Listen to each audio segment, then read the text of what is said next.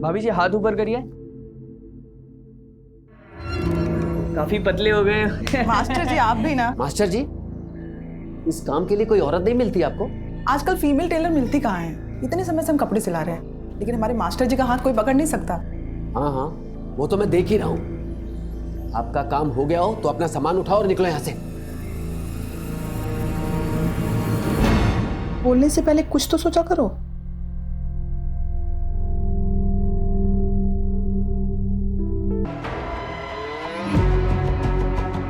कैसी हो रोशनी?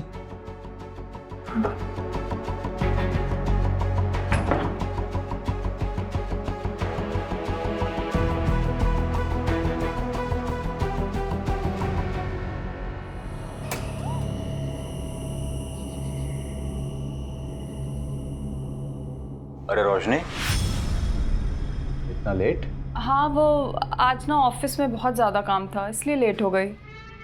ठीक है, कल से ऑफिस मत जाना। पर और सुनो, अंदर ना मैंने मटन ला के रखा है, उसे बना दो जरा। निलय सॉरी ना, आगे से मैं ध्यान रखूंगी। मैं ऑफिस से हमेशा टाइम पे आ जाऊंगी। पता है तुम्हें, बॉस ने मेरी सैलरी भी बढ़ा दी है। अच्छा मैं मटन बना के आती हूँ।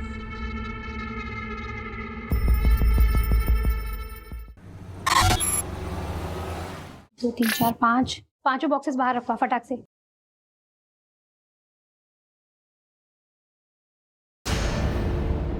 अरे रोहन, ये बॉक्सेस वहां क्यों पड़े हैं? कब से रखे हैं वहां? टैग करना है, लेकर आओ। हाँ हाँ मैम, मैं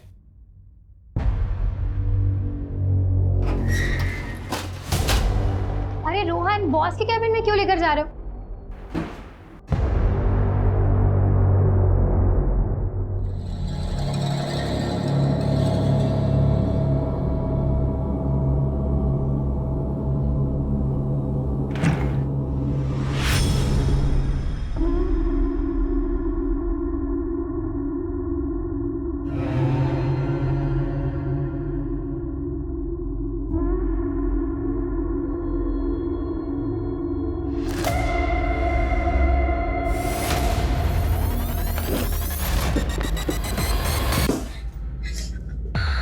क्या कर रही थी यहाँ? सब लाइट ऑफ करने आई थी। आइंदा से बिना पूछे मेरे कैबिन में मत आना। जी।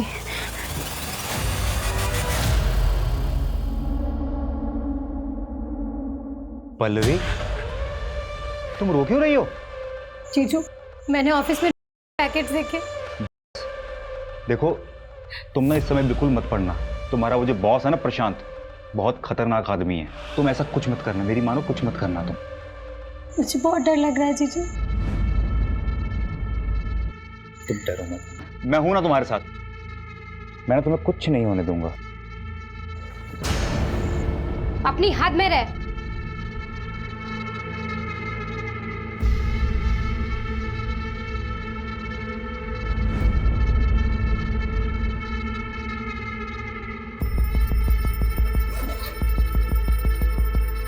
पल्लवी, ये कैसे कपड़े पहन के रखे हैं? ढंग के कपड़े नहीं पहन सकती?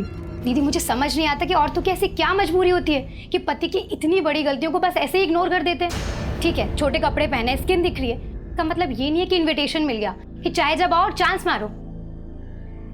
अच्छा मेरी बात सुन, ये क्या कर रही है तू? मैं जा रही हूँ। कहाँ जा रही है? अपने एक दोस्त के यहाँ कुछ दिन वहीं रहूंगी और उसके बाद रेंट पर शिफ्ट हो जाऊंगी। सुन, ना तो तू कहीं जाएगी और ना ही अपने बॉस के खिलाफ कोई कंप्लेन करेगी। मैं जा रही हूँ और बाकी सामान बाद में लेकर जाऊंगी। आप सोचिए ना दीदी, जो आदमी आपके घर में रहकर आपकी बहन की इज्जत पे हाथ डाल सकता है, वो बाहर जाकर क्या कुछ नहीं करता होगा। अरे मैं तुम्हें छोड़ दूं कहीं? Thank you. क्या एटीट्यूड है इस लड़की में।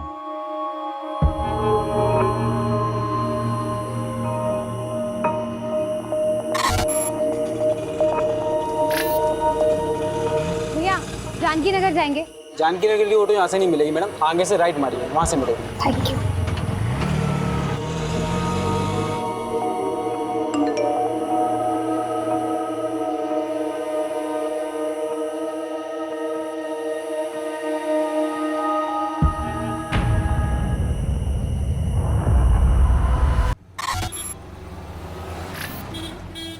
तू एक काम कर, जल्दी जा, जल्दी से अपना बैग रेडी करके आ। नगमा इतनी देर लगा दी तुम लोगों ने। अरे क्या करेंगे, टेलर ने कपड़े ही नहीं सिले थे, बैठ के सिलाना पड़ा, वरना आयशा क्या पहनती।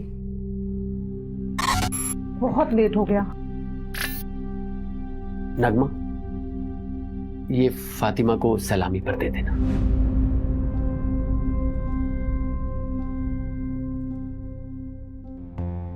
आमिर ये तो बहुत महंगा लग रहा है, इसकी क्या जरूरत थी? हम उनको तोहफे में बहुत सारे कपड़े दे रहे हैं ना। नगमा, तुम्हारी खाला ने हमारे निकाह पर बहुत कीमती सेट दिया था, इतना तो करना ही चाहिए ना। कम से कम तुम उनके ताने सुनने से बच जाओगी।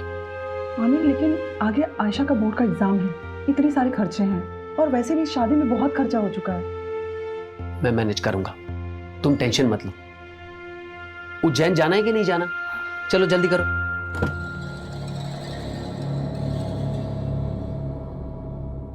आयशा, अपना लोकेशन ऑन कर लेना और वहां पहुंचकर मुझे फोन करना। अरे आप क्यों चिंता करें, हम फोन करेंगे अब आपको। चलो अब आप टेंशन मत लीजिए, हम लोग अच्छे से पहुंच जाएंगे। ठीक है, ठीक है। हाँ।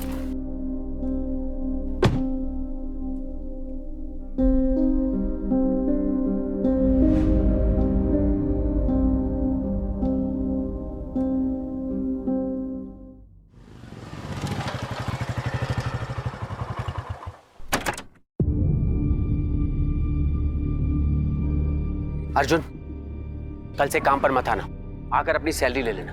क्या हुआ आमिर भाई, सब ठीक तो है? एक हफ्ते में दूसरी बार कंप्लेंट आई है तुम्हारी। वो तो तुम्हारी बीवी पेट से है, इसलिए मैंने पिछली बार माफ करवा दिया था, पर अब मैं कुछ नहीं कर सकता। कोई दूसरा काम ढूंढ लो। आमिर भाई, क्या है ना कि नई जगह जाऊंगा, नया जॉब ढूंढूंगा, नए दोस्त यार मिलेंगे। अब दोस्ती यार में थोड़ा पीना पाना तो हो गई, उस नशे के चक्कर में कभी आपके घर की असलियत निकल गई तो ना। अरे नहीं नहीं नहीं, नहीं निकलेगी नहीं, बोलूँगा नहीं। इन क्या है, नशे में जबान पे काबू थोड़ी रहता। कुत्ते, कमीने, मैंने तेरे साथ इतना कुछ किया और तू मुझे ही धमकी दे रहा है। अब देखता हूँ कैसे ऑफिस में आता है तू, और कैसे अपने बचे हुए 20 दिन की पगार लेता है। मैं भी देखता हूँ कैसे मिलेगा तो पैसे मिलेगा। आयशा बेटा, अब्बू को लोकेशन भेजा? कब का भेज दे?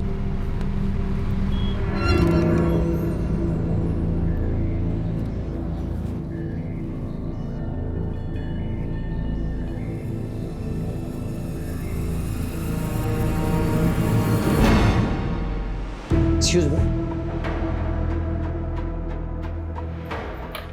Sir, payment.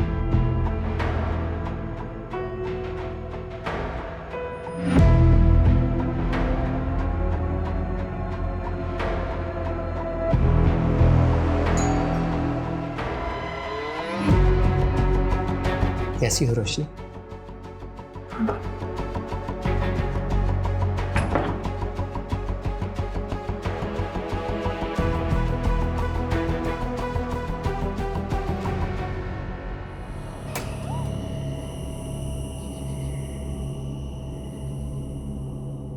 अरे रोशनी, इतना लेट?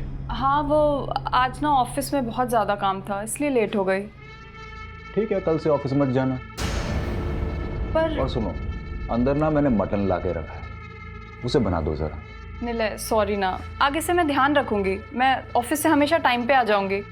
पता है तुम्हें, बॉस ने मेरी सैलरी भी बढ़ा दी है। अच्छा, मैं मटन बना के आती हूँ।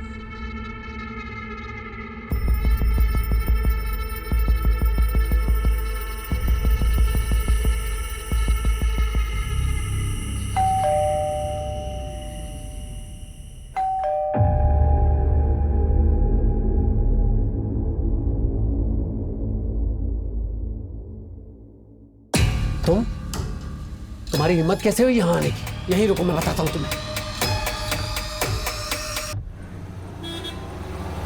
सर, आज सुबह ही बीवी नगमा और बेटी आयशा उज्जैन से लौटे हैं।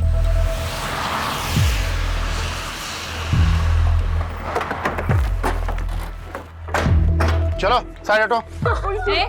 क्या मिला लगा रखा? चलो हटो यहाँ से। आमिर उठ जाओ, क्या हो गया आपको? देखिए नगमा जी, मैं जानता हूँ कि ये सही वक्त नहीं है, लेकिन इन्वेस्टिगेशन भी ज़रूरी है। आप हमें बता सकती हैं कि जब आप यहाँ वापस आई तो आपने सबसे पहले क्या देखा?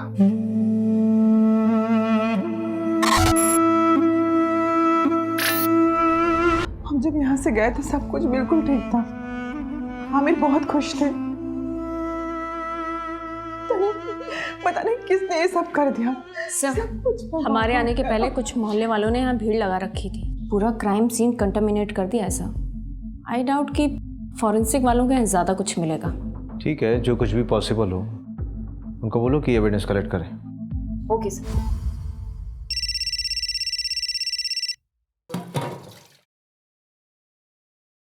हेलो हेलो दीदी, दीदी प्लीज मुझे बचा लीजिए। नहीं मुझे नहीं पता मैं कहाँ हूँ, पर प्लीज दीदी मुझे बचा लीजिए, वो मुझे मार देगा।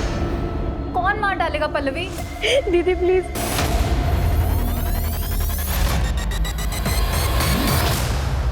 नहीं सर, हमें किसी पर कोई शक नहीं है।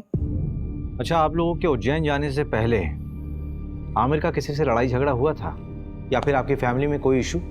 आमिर बहुत अच्छे इंसान थे, उनकी किसी से कोई दुश्मनी नहीं थी। पानी लीजिए। घर से कोई सामान गायब हुआ था?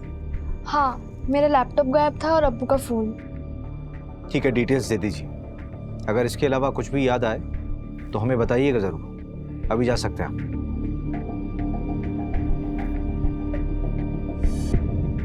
मंजू, इस आमिर का बैकग्राउंड निकालो। Okay sir. आखिर ऐसा कौन हो सकता है जो उससे इतनी नफरत करता हो?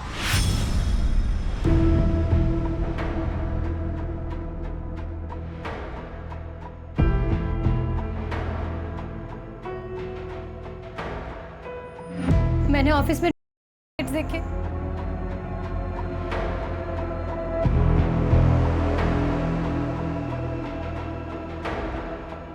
रोशनी? आमिर? रोशनी तुम इतने सालों बाद? कैसी हो? क्या बात है, कुछ परेशान लग रही हो? सब ठीक तो है ना? आमिर, मुझे तुम्हारी हेल्प चाहिए। हाँ हाँ बोलो। गुड मॉर्निंग सर, मैं रोशनी वर्मा जॉब इंटरव्यू के लिए आई हूँ। यस, आमिर ने बताया था मुझे। फाइल? Yes sir. तो ये तुम्हारी पहली जॉब है? Yes sir. कंप्यूटर नॉलेज है? जी सर, पूरी मेहनत से काम करूँगी। मेहनत से नहीं रोशनी, स्मार्टनेस से काम करना होगा। करोगी ना? जी। आमिर के अकाउंट से एक होटल में रेगुलर पेमेंट्स दिखा रहा है, ऑलमोस्ट एवरी वीक। मैंने उस होटल में फ़ोन किया था तो वहाँ के रिसेप्शनिस्ट ने बताया कि आमिर यहाँ एक औरत के साथ आया करता था और दिए गए आईडी के मुताबिक उस औरत का नाम रोशनी वर्मा है। ये देखिए। इसका मतलब आमिर का एक्स्ट्रा मैरिटल अफेयर था। सर फिलहाल तो ऐसे ही लग रहा है। मैंने उस होटल की सारी सीसीटीवी फुटेजेस मंगा ली है। ये देखिए सर, ये वाली फुटेज, ये मर्डर के 2 दिन पहले की है।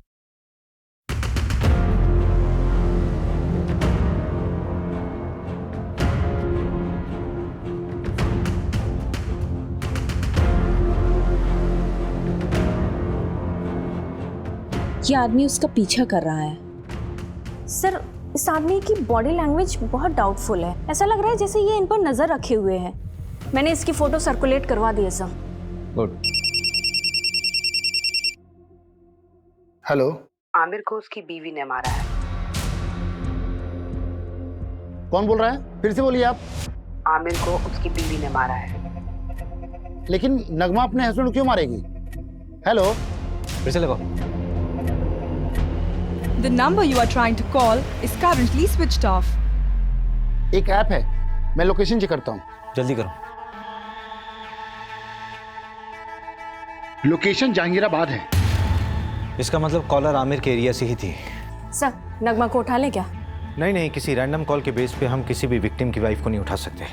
हो सकता है हत्यारे ने हमें भटकाने के लिए खुद कॉल किया हो या किसी से करवाया हो। इस नंबर को ट्रेस करो। Okay sir. मर्डर से 2 दिन पहले नगमा के सारी मूवमेंट को ट्रैक करो। उसके उज्जैन वाली शादी, उसका आना जाना, सब कुछ। Okay sir.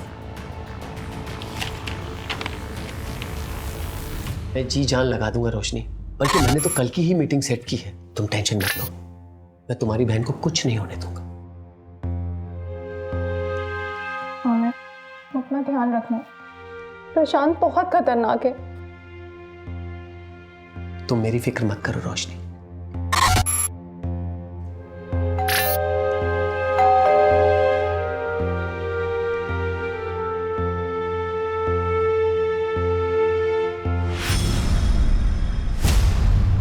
हमारा कोई अफेयर नहीं था। मैं और आमिर तो एक कॉलोनी में रहते थे और बचपन से ही एक दूसरे को जानते हैं। और वापस अभी 4-5 महीने पहले ही मेरी उससे मुलाकात हुई थी। ये चोट कैसे लगी? क्या हुआ है? कुछ नहीं मैम, वो किचन में काम करते टाइम लग गया। तुमने कहा कि आमिर सिर्फ तुम्हारा दोस्त था, बचपन का दोस्त, तो फिर होटल में क्यों मिलते थे? क्या हुआ रोशनी? ये पुलिस क्यों आई है? वो आमिर का मर्डर हुआ है, उसी सिलसिले में पूछताछ करने के लिए आए हम लोग। कौन आमिर? वो मेरी कंपनी में सिक्योरिटी एजेंसी का सुपरवाइजर था। हाँ तो ये तुमसे पूछताछ क्यों कर रहे हैं? देखिए ये वहाँ ना 9 से 6 जॉब करने जाती है, रिश्तेदारी निभाने नहीं। तुम कभी मिले हो आमिर से? अरे मैं क्यों मिलूंगा? आप लोग बात किसके बारे में कर रहे हैं, मैं तो ये तक नहीं जानता। अच्छा, ये देखो, कुछ याद आया? चल आने चल। सर मैंने कुछ सब याद कराता हूँ, चल। अरे मेरी कोई गलती नहीं, मुझे क्यों लेके जा रहे हो? अरे मैंने कुछ नहीं किया, छोड़ो मुझे। सर मैंने आमिर का मर्डर नहीं किया है। अगर तूने आमिर का मर्डर नहीं किया तो तूने झूठ क्यों बोला कि तू आमिर को नहीं जानता? तो क्या सच बोलता? क्या आमिर मेरी बीवी के साथ होटल में जाता है? क्या करते आप लोग? सहानुभूति देकर छोड़ देते? नहीं ना।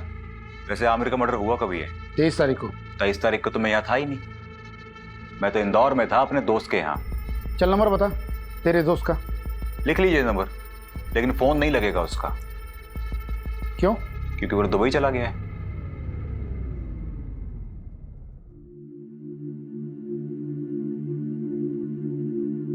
मास्टर जी इस बार फिटिंग बहुत अच्छी बनाना, हम शादी में जा रहे हैं। भाभी जी हाथ ऊपर करिए। काफी पतले हो गए। मास्टर जी आप भी ना। मास्टर जी, इस काम के लिए कोई औरत नहीं मिलती आपको? आजकल फीमेल टेलर मिलती कहाँ है? इतने समय से हम कपड़े सिला रहे हैं, लेकिन हमारे मास्टर जी का हाथ कोई पकड़ नहीं सकता। हाँ हाँ, वो तो मैं देख ही रहा हूँ। आपका काम हो गया हो तो अपना सामान उठाओ और निकलो यहाँ से। बोलने से पहले कुछ तो सोचा करो।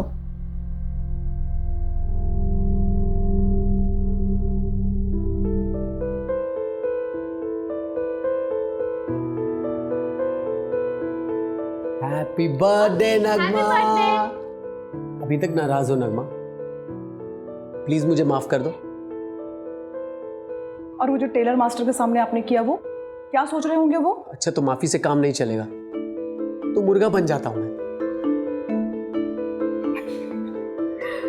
अच्छा बस, अब ज्यादा नौटंकी करने की जरूरत नहीं, चलो उठो। Happy birthday to you, happy birthday to you.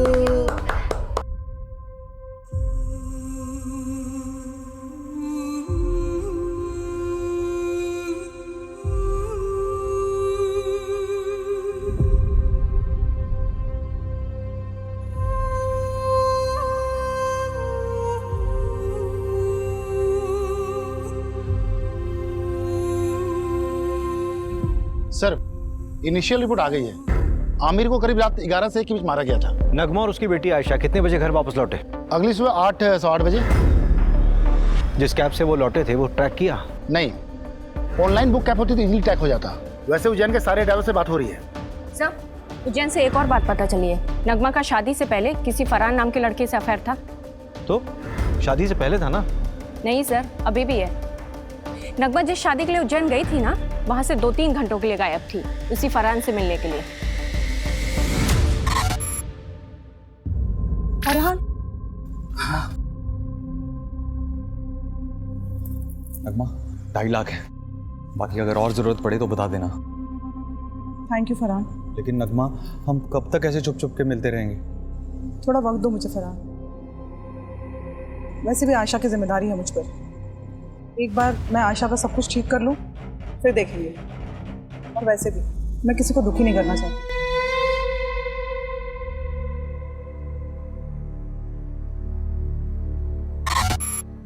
तो ठीक है, बैठ।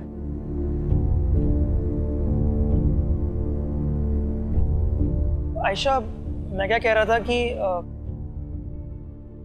हमें ना आंटी से बात कर लेनी चाहिए। देख, अभी अब्बू तो नहीं रहे ना, और मेरे घर वाले भी उंगली उठाएंगे, तो उससे पहले हमें शादी कर लेनी चाहिए ना। ये तुम क्या बात कर रहे हो सूरज? पहले कबर्ड के फूल को तो सूख जाने दो। आयशा, मेरा वो मतलब नहीं था। पुलिस? अम्मी फिर से पुलिस वाले क्या करने आए यहाँ? ये तलाशी ले रहा है। उस दिन भी तो आए थे, उन्हें कुछ नहीं मिला था, आज क्या मिलेगा नया उन्हें? रवि, हाँ पोस्टमार्टम और फोरेंसिक रिपोर्ट देना है। ये लीजिए। सबसे पहले आमिर के सर पर वार किया गया किसी हैवी ऑब्जेक्ट से, उसके बाद 12 बार चाकू से स्टैब किया गया उसे। आमिर की बीवी और बेटी को आमिर की बॉडी यहाँ मिली थी और दरवाजे पर कोई फोर्स एंट्री के निशान भी नहीं थे। इसका मतलब यह है कि आमिर ने दरवाजा खुद खोला था। ये कांड किसी एक का नहीं बल्कि 2 लोगों का किया हुआ है। किलर के साथ कोई और भी था। सर, लेकिन आपको ये क्यों लगता है कि वो 2 लोग थे? ये रिपोर्ट देखो मंजू, इसमें साफ दिख रहा है कि आमिर की मौत सर पे चोट लगने से और उसके शरीर में चाकू मारने से हुई, राइट? हाँ। लेकिन इन दोनों ही चोटों का फोर्स और इम्पैक्ट बिल्कुल अलग है। देखो,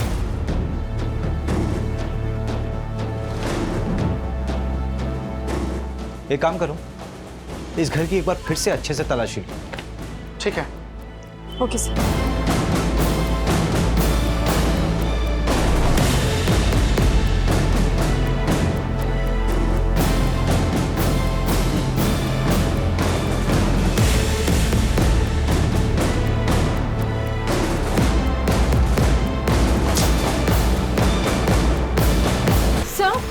सर यहाँ आइए।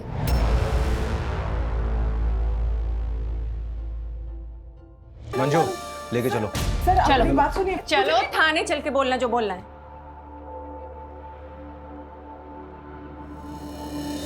अरे मैंने कुछ नहीं किया, आप मेरी बात तो सुनो। मैंने कोई खून नहीं किया। आयशा, नहीं मार सकती। हम तो शादी में उज्जैन गए थे, अम्मी नहीं कर सकती हैं। आयशा, उन्होंने कुछ नहीं किया।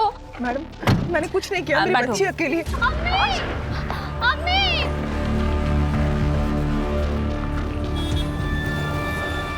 सर, ये नगमा तो अभी तक कुछ काम का बोली ही नहीं है। बोलेगी। एक बार चाकू की फोरेंसिक रिपोर्ट तो आने दो। आखिर ये चाकू उसी के घर से बरामद हुआ था ना, उसी की अलमारी से। Yes sir.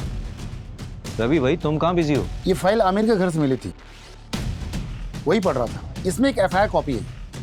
4 महीने पहले रोशनी ने न्यूमार्क थाने में एक एफआईआर दर्ज करवाई थी अपनी सगी बहन के किडनैपिंग के। किडनैपिंग? स्ट्रेंज। इसका मतलब है रोशनी 2 विक्टिम से जुड़ी हुई। एक तो उसकी खुद की बहन जो 4 महीने से लापता है, और एक दूसरा आमिर। लेकिन सबसे बड़ा सवाल ये उठ रहा है रवि कि ये फाइल आमिर के पास क्या कर रही थी? अजीब तो है। ये देखिए, इस फाइल में ना कई सारे एड्रेसेस हैं, और ये फोटो देखिए आप।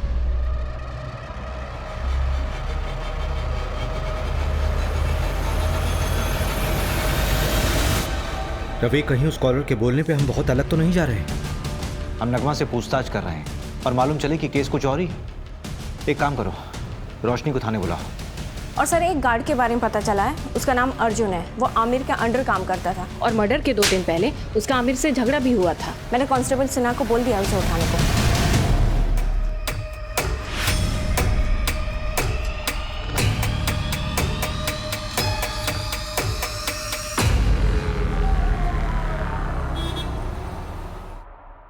सर, मैं सच कह रहा हूँ, मैंने कुछ नहीं किया, मैंने किसी को नहीं मारा है। हाँ, आमिर से गुस्सा ज़रूर था क्योंकि वो नौकरी से निकालने की बात कर रहा था, पर उसके मर्डर के बाद मुझे किसी ने नहीं बोला कि काम पे वापस मत आओ।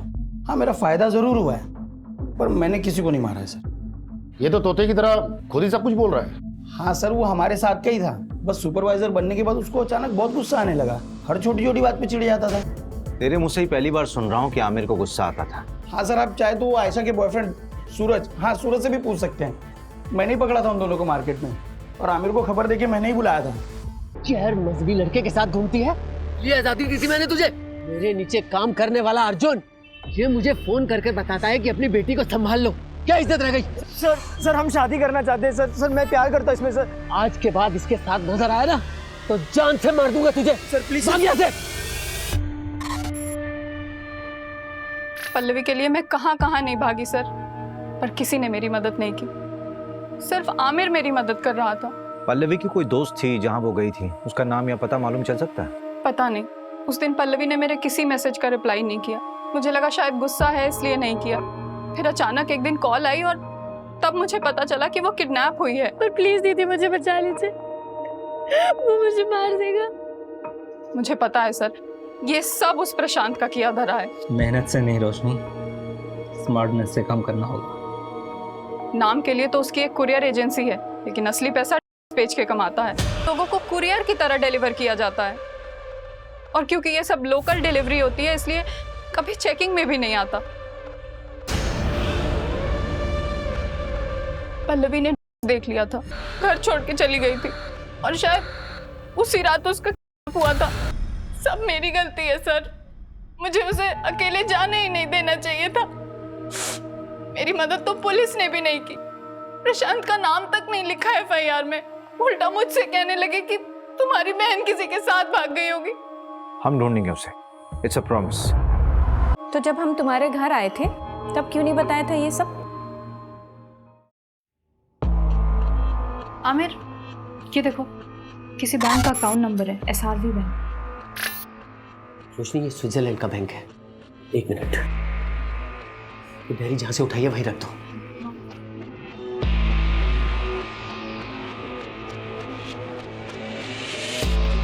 रोशनी इधर आओ। ये प्रशांत की प्रॉपर्टीज के पेपर है, उसके नाम कई प्रॉपर्टीज है। आमिर, शायद यहीं कहीं रखा हो उसने पल्लवी को। चलो हम अभी चेक करके आते हैं सारे एड्रेस। नहीं नहीं नहीं रोशनी, अभी बहुत लेट हो चुका, तुम घर जाओ। लेकिन मेरी पल्लवी। हड़बड़ी का काम नहीं, बहुत रिस्की है। हम लोग कल मिलेंगे। चलो अभी इसको वापस रखो। चल चल जल्दी चल।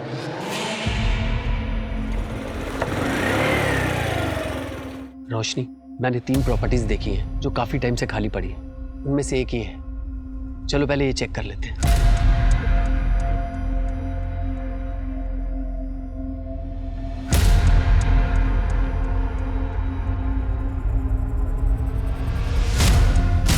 रोशनी, यहां तो कोई नहीं। चलो दूसरी प्रॉपर्टी में देखते हैं।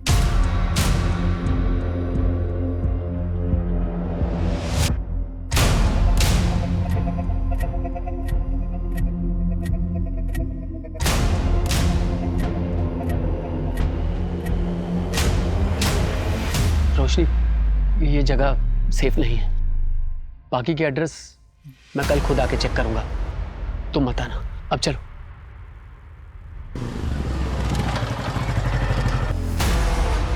रोशनी, तुम टेंशन मत लो, मैं पल्लवी को ढूंढ लूंगा। आमिर, अभी मैं घर निकलती हूँ। अगर निलय मुझसे पहले आ गया ना तो बहुत प्रॉब्लम हो जाएगी।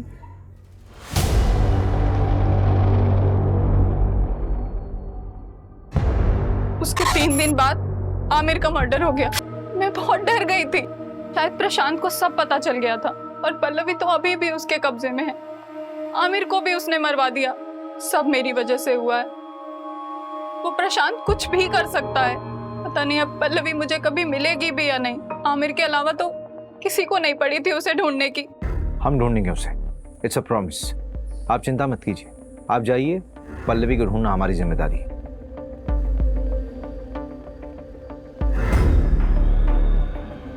रवि, जिस नंबर से पल्लवी ने कॉल किया था उसकी डिटेल्स निकालो, और इस कॉलर का भी इन्वेस्टिगेशन स्पीड अप कर दो जिसने आमिर की वाइफ का नाम लिया था। इस प्रशांत को यहाँ बुलाओ। ठीक है, उसे बुलाता हूँ थाने। लेकिन काफ़ी टाइम हो गया, पल्लवी जिंदा मिलेगी मुश्किल लगता है।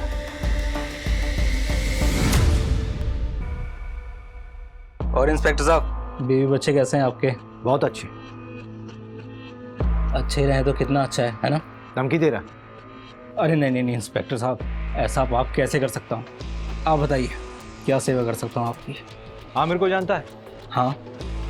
हमारे यहाँ की सिक्योरिटी का सुपरवाइजर था, लेकिन सुना है बहुत बुरी तरह से मर्डर हुआ है उसका। किसने किया है? पल्लवी को जानता है? जी हाँ, हमारे यहाँ काम करती थी, डेटा एंट्री ऑपरेटर का। फिर अचानक उसने जॉब छोड़ दी। उसने मारा आमिर को। ज़्यादा स्मार्ट बनने की ज़रूरत नहीं है, सीधे सीधे बता कि तुझे कब पता चला कि आमिर तुझे इन्वेस्टिगेट कर रहा था। आमिर के लिए मैं भगवान था, वो मुझे इन्वेस्टिगेट क्यों करेगा? ऐसा कौन सा भगवान वाला काम किया आपने? उसकी बेटी का अबॉर्शन करवाना था, उसके लिए पैसे और सीक्रेट डॉक्टर का नंबर मैंने ही दिया था। डॉक्टर का कॉन्टैक्ट नंबर? हाँ बिल्कुल, आप भी जाइए, आपकी भी प्रॉब्लम है ना, वो अभी सॉल्व कर देगा वो। ज्यादा बकवास नहीं।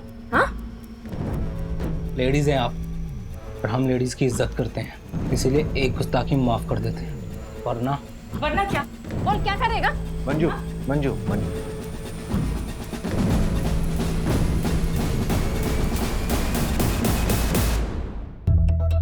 नहीं सर, हमारे यहाँ ऐसा कुछ भी गलत काम नहीं होता। एक तो बिना पुलिस को इन्फॉर्म किए एक नाबालिग लड़की का अबॉर्शन करा दिया, ऊपर से झूठ बोल रहे हो। अभी तो सिर्फ तुम्हारा लाइसेंस रद्द करूंगी। अगर और झूठ बोला ना तो सीधा जेल में डाल दूंगी। नहीं मैडम, ऐसा मत करना, मैं आपको सच्चाई बताता हूँ। आमिर 4 हफ्ते पहले ही आया था अपनी बेटी को लेके अबॉर्शन के लिए। आयशा, अभी तो सिर्फ 2 महीने हुए हैं, अभी तो अबॉर्शन हो सकता है। और आमिर, तेरी बेटी तो अभी नाबालिग है, पुलिस केस हो सकता है। डॉक्टर साहब, मेरे बच्चे की जिंदगी खराब हो जाएगी। वो लड़का इसकी क्लास का है, उसे जब खबर मिली तो वो घबरा गया। डॉक्टर साहब, आप इसका अबॉर्शन कर दीजिए, हमें कोई पुलिस केस नहीं करना। नहीं अब्बू, जो कुछ हो रहा है तेरे अच्छे के लिए हो रहा है। मैं ताने सुन सकता हूँ, लेकिन तू ताने नहीं सुन सकती।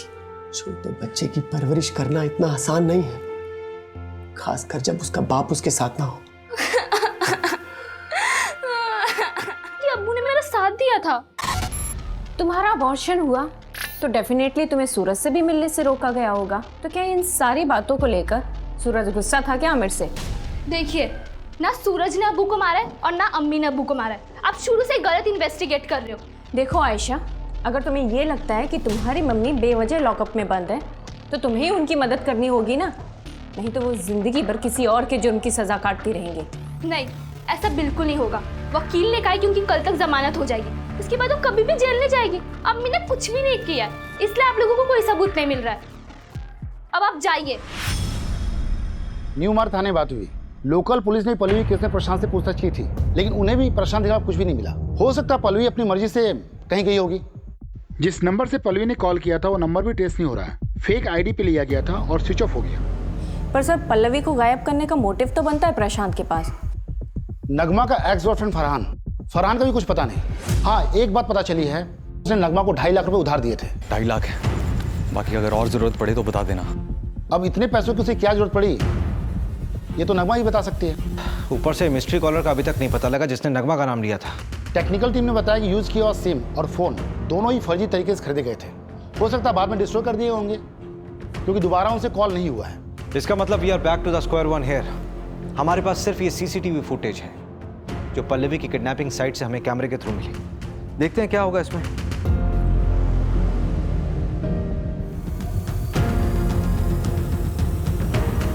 इन दोनों ऑटो वालों से भी न्यू मार्ग पुलिस ने बात की थी। पल्लवी ने यहीं पे उन 2 ऑटो वालों से बात की थी। इसी कैमरे का फुटेज देखा था ना हमने। हाँ, फुटेज के मुताबिक पल्लवी ने यहां से राइट लिया हो, लेकिन आगे तो कॉलोनी का एंड हो रहा है, आगे का पूरा रास्ता सुनसान है। पल्लवी यहां से कहां गई होगी? यहाँ से सीधे कुछ दूरी पर एक बंद बड़ी फैक्ट्री है जो अब खंडर बन चुकी है, वहां चलकर देखें क्या? चल।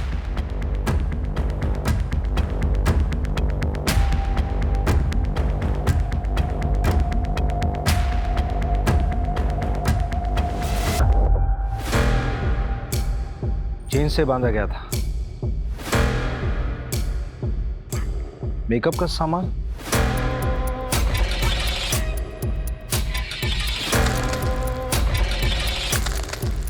ये न्यूज़पेपर 3 हफ्ता पुराना है, इसका मतलब कम से कम 3 हफ्ता पहले कोई यहाँ होगा। कहीं किडनैपर्स ने पल्लवी को यहाँ तो नहीं रखा होगा। सबसे पहले तो ये पता करो कि प्रॉपर्टी किसके नाम पे है। ठीक है, जल्दी। रवि, इंजेक्शन, इसको ट्रैक करो। ये इंजेक्शन कहाँ कहाँ बिका है सब पता करो जल्दी। ठीक है।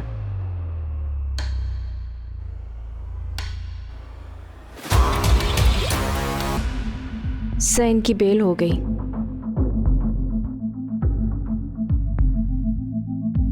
मेडिसिन की बाहर की लिस्ट आई है। कोई लीड मिला प्रशांत से कनेक्टेड? एक लीड है, नाम देखकर आप हैरान हो जाएंगे।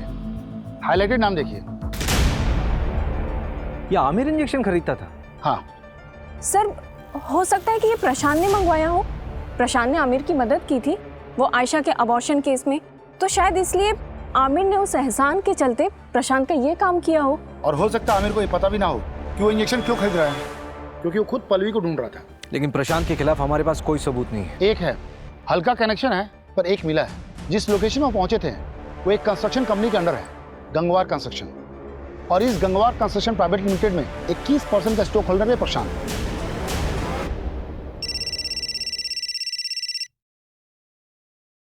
हेलो, गाड़ी में बैठो।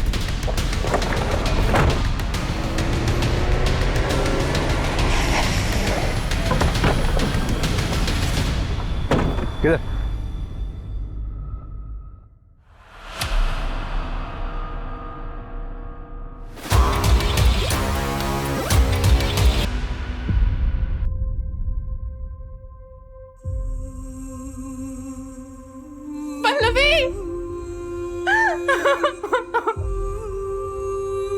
दीदी मुझे जॉब मिल गई। क्या? ओह सो हैप्पी दीदी।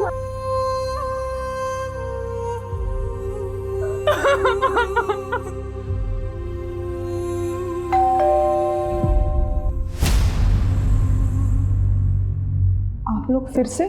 इस बार तुम्हें बेल नहीं होने वाली। चाकू की फोरेंसिक रिपोर्ट आ गई है, तुम्हारे फिंगरप्रिंट्स मैच हुए हैं। फोरेंसिक रिपोर्ट के मुताबिक इस चाकू में जो खून मिला है उस खून में हीमोग्लोबिन लेवल कम है और ब्लड क्लॉट थोड़ा ज्यादा। तो ये जो खून इस चाकू में मिला है वो विक्टिम के मर्डर के कम से कम 24 से 48 घंटे बाद का है। मतलब पोस्टमार्टम के बाद का ब्लड है। आमिर को उसकी बीवी ने मारा है।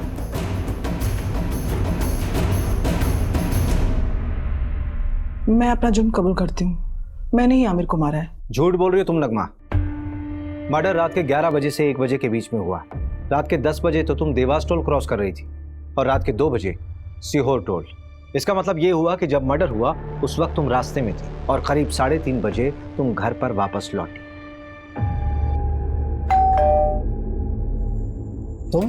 तुम्हारी हिम्मत कैसे हुई यहाँ आने की? रुको मैं तुम्हें अभी देखता हूँ। ये क्या कर दिया तूने? तुझसे मैंने कहा था मैं सब ठीक कर दूंगी। तू चल चल मेरे साथ चल। अब जो मैं कहूंगी तो वही करेंगे। चल। आयशा बोलो क्यों किया ये सब? देखो मैं जानता हूँ तुम दूसरी कैब करके पहले ही भोपाल पहुंच गई थी और तुम्हारी माँ नगमा बाद में अकेली आई थी। देवास टोल नाके के सीसीटीवी फुटेज में तुम्हारी माँ कैब में अकेली दिखाई दे रही है। इसके आगे जाकर हमने इन्वेस्टिगेट किया तो पता चला कि मर्डर के समय तुम्हारी माँ घर पर थी ही नहीं। सबूत हैं हमारे पास। सर प्लीज मैं आपके आगे हाथ जोड़ती हूँ, इसको छोड़ दीजिए। इसकी सजा मुझे दे दीजिए। ये अभी बहुत छोटी है, इसकी पूरी जिंदगी बर्बाद हो जाएगी। आयशा मैं तुमसे पूछ रहा हूँ, बोलो क्यों किया तुमने ऐसा? नगमा तो तुम दोनों को भगाने वाली थी, फिर क्यों? बोलो आयशा। क्योंकि मैं नहीं भाग पा रही थी। कैसे चली जाती मैं? कैसे भूलती है सब कुछ? वो मेरा करता था, मेरा खुद का बाप। जो अबॉर्शन करवाया था वो सूरज का बच्चा नहीं, वो कमीना आमिर का था। तुम्हारी अम्मी ने पैसों का इंतजाम किया था तो फिर क्यों नहीं चली गई? नहीं जाना था मुझे, नहीं भागना था। जब तक मैं उस कमीने को सजा नहीं दिला देती मैं नहीं भूल पाती है सब कुछ। लेकिन अब मैं भूल सकती हूँ, चैन से जी सकती हूँ, सूरज के साथ या फिर इस जेल में, पर जी सकती हूँ। पल्लवी का किडनैप भी आमिर ने किया होगा, उसी ने उसका रेप और मर्डर किया होगा। उस वक्त प्रशांत मुंबई में था।